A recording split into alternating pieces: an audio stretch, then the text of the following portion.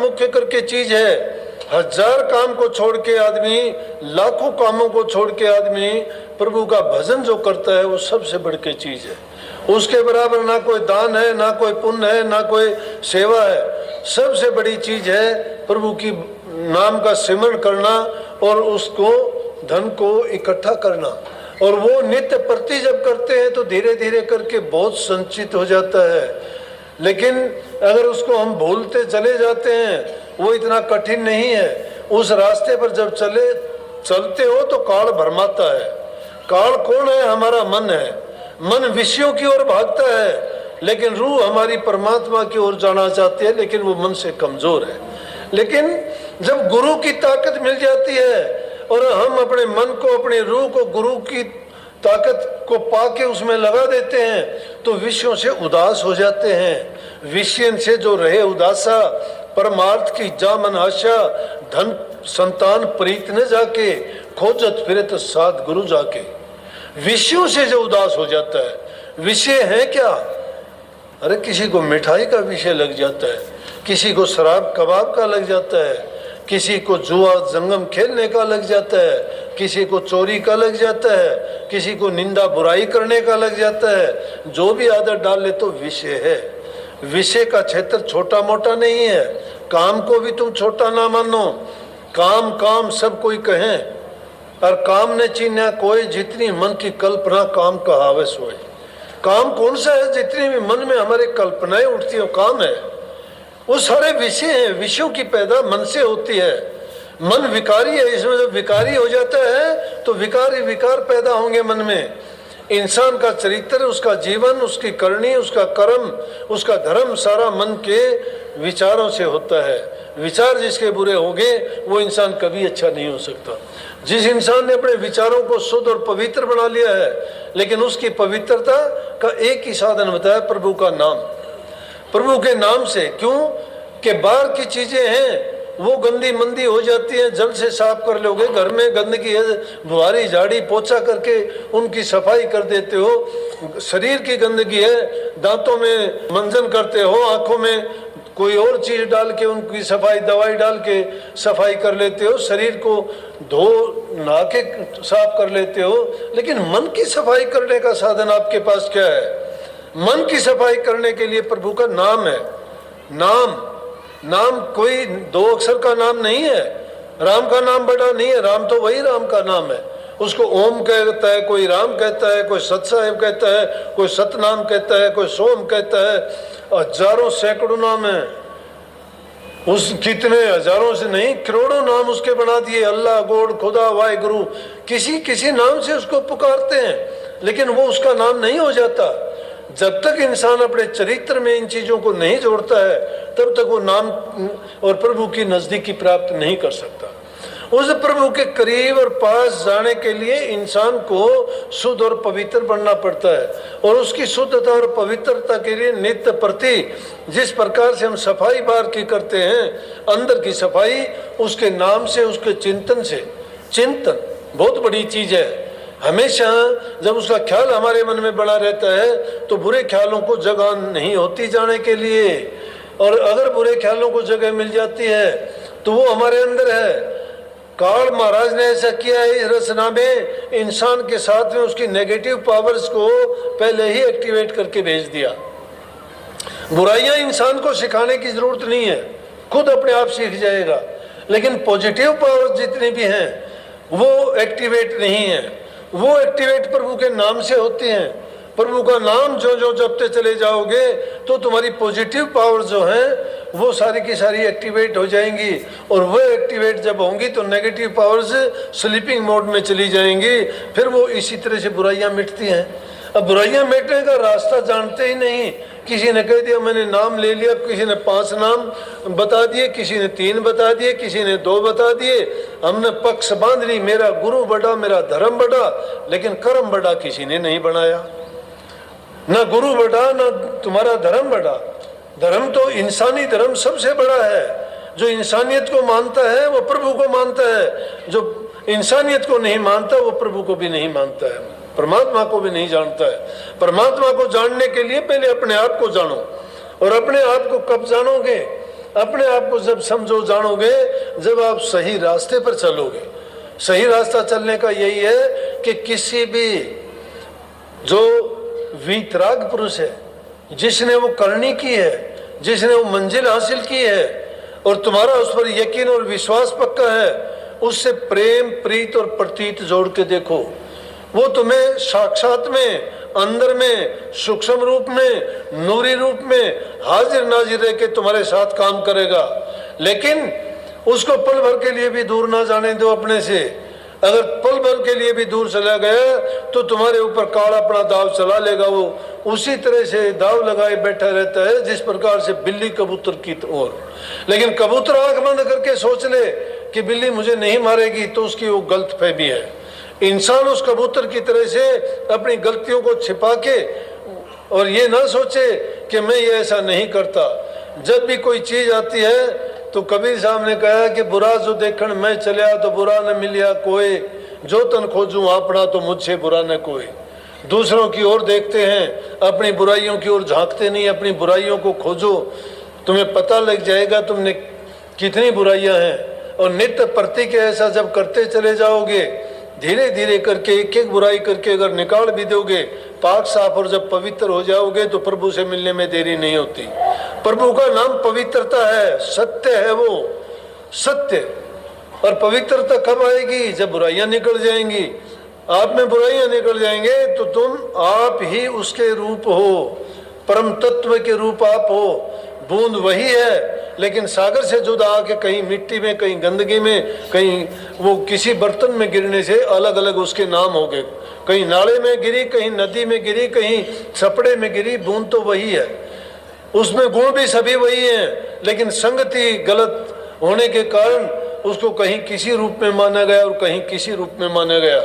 लेकिन वो वही शुद्ध और पवित्र जल है, उसका आदि घर एक ही है। इसी प्रकार से रूहें भी उस सागर से बिछुड़ के आई हैं। उसमें जो गुण है वो हमारी रूहों में भी गुण है। लेकिन हमारे गुण कैसे छिप गए कि इस काल और माया के देश में आने के बाद बुराइयों का संग करने के कारण वो हमारे से दबे हुए हैं और उनको हम प्राप्त नहीं कर सकते। नई से नई बीमारियां लगाते हैं। कितने परिवारों को बर्बाद होते देखा है। कोई धन के लालच में, कहाँ के मैंने ऐसे ऐसे आदमी देखे हैं, उन्होंने पता नहीं किस प्रकार का खेल किया। कहते हैं आजकल कोई और ही है कि उसने करोड़ों रुपये बर्बाद कर दिया, अपना सब कुछ, जमीन घर सब बिक गया उसका। अच्छे खासे घर का पढ़ा लिखा लड़का कैसे बिक गया? कहने लगा कि पता नहीं ये वो करता था। कैसे जुआ खेलते हैं, शराब खेल के देखे हमने। बड़े बड़े भूमिपति थे, भूमिहीन हो गए। मजदूरी कर करके पेट पालना पड़ा। हजारों बीघे जिसकी जमीन थी, जिसके दूसरे नौकर काम करते उन घरों में, उन लोगों ने शराब के प्याले में उस जमीन को सबको बर्बाद करके और अपने जीवन को बर्बाद कर लिया। क्या मिला? इतनी गंदी चीज जो दुनिया की नजरों से गिराती है, शरीर में हानि पहुंचाती है, धन की बर्बादी करती है, परिवार को बर्बाद कर देती है। एक ही चीज के कारण इंसान कितने लोगों की नजर में गिर जाता है। दुनिया में रहते हुए बुरा है और यहाँ से जाने के बाद भी उसको नरकों में ठोड़ मिलती है। क्यों ना वो उस बुराई को छोड़ दे, अच्छा इंसान बन जाए तो उन नरकों से बच जाएगा। नरकों से भी ना बचे तो कम से कम दुनियादारी में तो इज्जत मान सम्मान पालेगा। वो भी अगर नहीं पाए तो अपना जीवन तो ठीक ढंग से बिता लेगा। लेकिन इंसान इन बुराइयों में पड़ के अपने आप को बर्बाद करता है। किसका क्या करता है नहीं मानता। ये विषय है। इन विषयों से इंसान अगर बच जाता है, हम तो अभिमान करते हैं, कोई धन का करता है, कोई पद का करता है, कोई जाति का करता है, कोई बल ताकत का करता है। अरे अभिमान करने की चीज है क्या हमारे पास? बोलो, किस चीज का अभिमान करोगे? ये सारी चीजें एक मिनट में बर्बाद होने वाली हैं। संत महात्माओं ने, फकीरों ने तो बहुत अच्छी शिक्षा दी। उनके साथ ऐसा अगर हुआ भी तो भी उन्होंने कह दिया कि ये परमात्मा की मर्जी है। जो मालिक हमारे साथ करता है वो ठीक करता है। क्यों करता है? वो हर रूप में उसकी मौज को समझते हैं। एक महात्मा कहते हैं कि उसने धीरे धीरे करके और पैसे इकट्ठे किए, कोई दे जाता, इकट्ठे करके उसने सामान चीनी चावल घी वगैरह इकट्ठे कुटिया में लगा दिए कि भाई चलो एक दिन भंडारा करेंगे। क्या देखता है कि एक दिन जंगल से डाकू आए उसकी नज़रों के सामने से सारा उठा के चल दिए। महात्मा हंसता है। लोग कहने लगे महात्मा जी आपने उनको कहा नहीं कि मैं भंडारे के लिए इकट्ठा किया है। बोले भंडारा हमने लगाना था, ये भी खाएंगे, ले जाओ। वो हमने लगाना था, ये अपने आप बना के खा लेंगे। जाना तो था ही ये, मैंने क्या करना था इसका।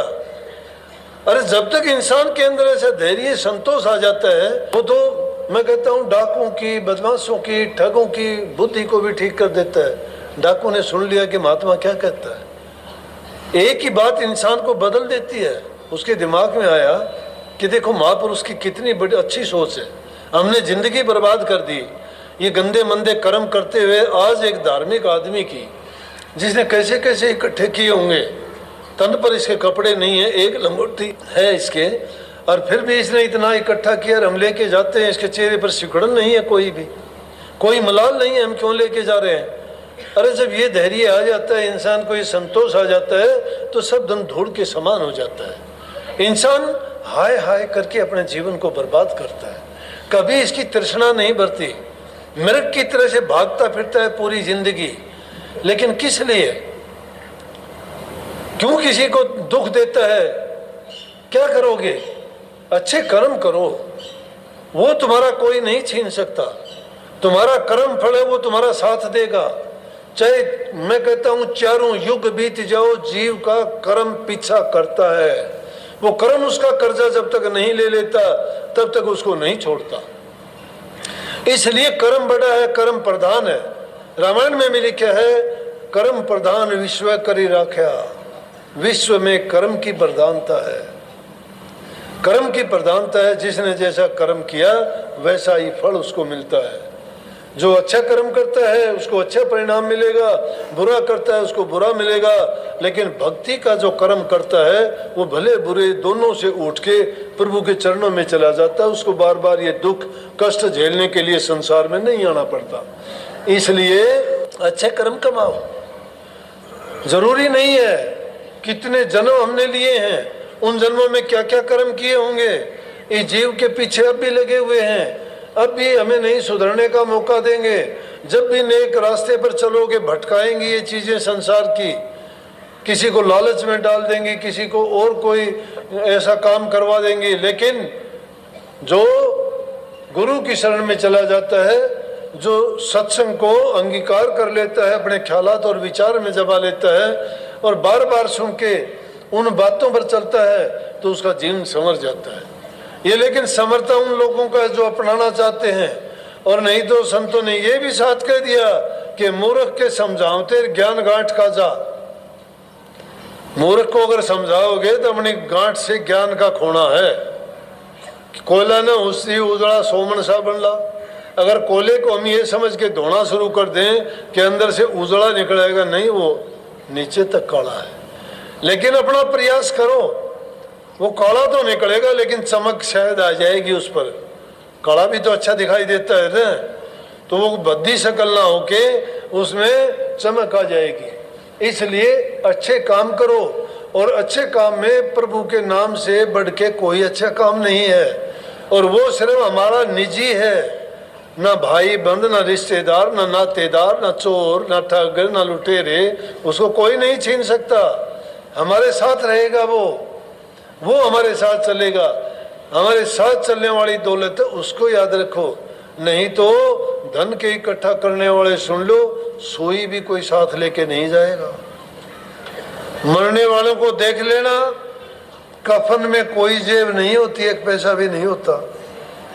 उनके तो कान नाक हाथ सब चेक कर लेते हैं, अंगूठी तो नहीं है, कान में बाले तो नहीं है, लंगोटी तक भी तोड़ के देख लेते हैं, कभी तागड़ी में कुछ डाल रखा हो, कुछ नहीं छोड़ते। तो फिर जहाँ कुछ साथ नहीं लेके जाना, क्यों उन चीजों के लिए जीवन को बर्बाद करते हो। नेकी करो, नेकी करोगे अच्छा फल मिलेगा, अच्छा फल मिलेगा। मुक्ति नहीं होगी तो कम से कम अगला जीवन अच्छा मिलेगा।